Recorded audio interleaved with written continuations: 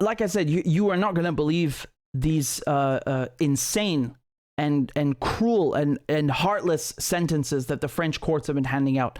There's one man was given 10 months in prison because he stole a single can of Red Bull. Let me repeat that. 10 months in prison, no parole, because he stole a can of Red Bull, allegedly. What happened is there's no actual proof that he stole it. He just walked out of a looted store with a can of Red Bull. Now, I know the circumstances certainly seem to indicate that he stole the goddamn thing, but 10 months is outrageous. You know, if you give somebody 10 months for stealing a can of Red Bull, what do you give them when they steal a car or you know, someone's identity? Do you execute them? Like what is this? It gets worse. It gets worse. Look, another man in Marseille. So I did a thread about this, right, on Twitter. And I want to thank Rafik Shekat. So he's one of the lawyers who was in the courtroom and reporting on all of this. So my job is really, I'm just translating from French and you know, giving you this news and my analysis. Just one man in Marseille, he was given 6 months in prison because he stole fruit, you know, bananas, oranges, 6 months in prison. He said that when they asked him why he did it, he said that he has not eaten fruit in 2 years because of inflation and high prices. There's in another case, an 18-year-old boy who has schizophrenia and has been homeless for 2 years, homeless, was given 1 year in prison. Do you know why? He was stealing, he was caught looting in Louis Vuitton, and then when asked why he did it, he said he was looking for food. Now, just in case some of you don't know what Louis Vuitton is, it clothes, bags. It's a luxury brand. There's no food in that store. The guy is completely, you know, he's having mental issues. It's documented. He has schizophrenia, right? And Rafik, who I just told you about, he said that the guy, the boy, he looked like he didn't even know where he was in the courtroom. Just completely lost. 1 year in prison. What is that? This is madness. Another man was given 1 year in prison, not because he was actually caught looting. He never went into any store. He was walking in the street and he just happened to pick up stuff that was on the floor that somebody else had thrown out. You know, just like crap that was laying on the floor. 3 hours after the store had been looted. He's just walking and he picked it up. 1 year in prison. If you think that this is proportionate, there's something wrong with you. I'm sorry. You know, these are just 5 examples. Do you know how many people are being sent to prison? The French courts are literally ramming and cramming as many cases as they can per day.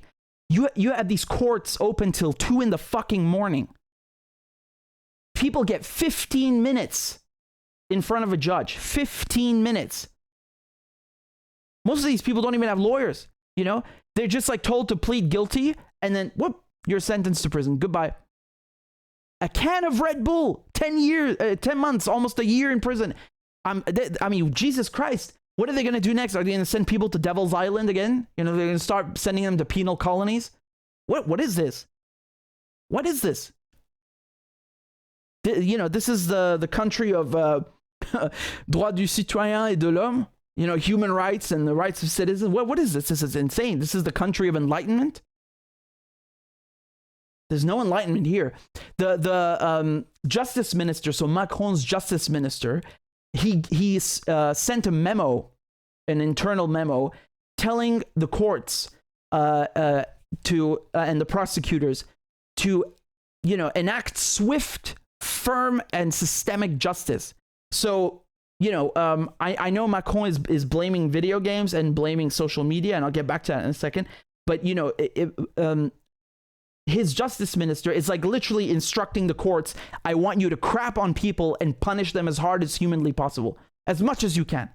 Just to give you another example, somebody, I think, I don't remember what it was. It was something outrageous, like 6 months or something in prison for cheese.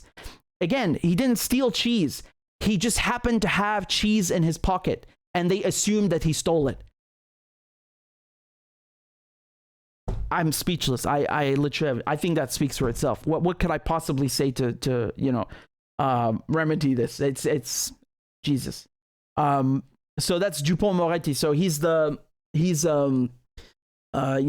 justice minister. I mean, I don't really see any justice in all of this, but he's been instructing them to do this, and Macron is now floating the idea that he wants to fine people's families. So, the person who went to prison for 10 months for stealing a can of Red Bull, allegedly, Macron wants to punish his entire family and fine them.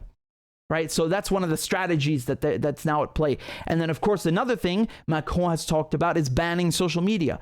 And it's not just he talked about it. They've already done this and started doing this. You have hundreds of accounts that have already been banned, and hundreds of posts, if not more, that have been taken down at the request of the French government. And we don't really know why, because the definition here, is of course very loose. So they say, for example, that if you dox a policeman and so on, that's illegal. Fine, I understand. But I'm not talking about this. The French government are employing this loose definition of things that could destabilize the country or public order.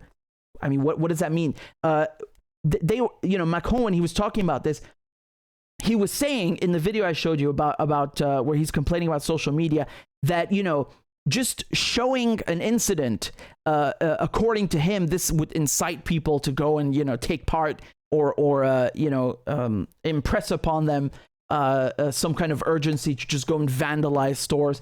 I mean, what does that mean? You're going to ban journalists now, or just forget journalists, anybody who just shows, for example, a store on fire or something being looted. That doesn't automatically mean that they're encouraging people to go loot it. They're just showing people. They're posting online. They're reporting the news. There's nothing criminal about that. I once again, where's the freedom of speech? Technically, the French government does not have the right to do these things, right? But Macron, being the neoliberal that he is, of course, this shouldn't surprise you guys. He is behaving just as Biden would behave. They just want to manipulate big tech, manipulate social media, and censor it as much as humanly possible, right? And it's so funny because even the people who object in the Senate, in the French Senate, one of them, I forgot his name, but he said something like, "This is not the great democracy of China, Russia, and Iran. We shouldn't be doing this," and so on. Hold on a second. Why do you have to compare yourself to China, Russia, and Iran and put them down? You're the one. It's your president. France is doing this. You are doing this. Not Iran or China and Russia. You're the bad one. You don't need to go looking for people to to compare yourself to and make them look bad. You're looking bad. And I find this so incredible that they're so busy, banning social media, talking about fining people, sending them to months or if not years in prison for I mean, to call them crimes is kind of a joke. Shoplifting a can of Red Bull. Jesus Christ, it's hardly, it's hardly the behavior of a hardened criminal. I'm not saying it's right, but 10 months is outrageous. How can you employ such swift justice for menial, trivial things like stealing a can of Red Bull? But the policeman who started these riots in the first place, who shot dead a 17-year-old boy, who shot him in the chest and the heart, oh, you need to let justice run its course and let it do its thing, let the process do its thing. Why don't you have swift justice for that, motherfucker? Where's the swift justice that you talked about in your goddamn memo? Where is it? Huh? Where's the swift justice? Let me show you this video over here. This is from hold on. What? I think I've been showing you the wrong goddamn thing here. I don't know what document I switched to. We'll fix it later. But I want to show you this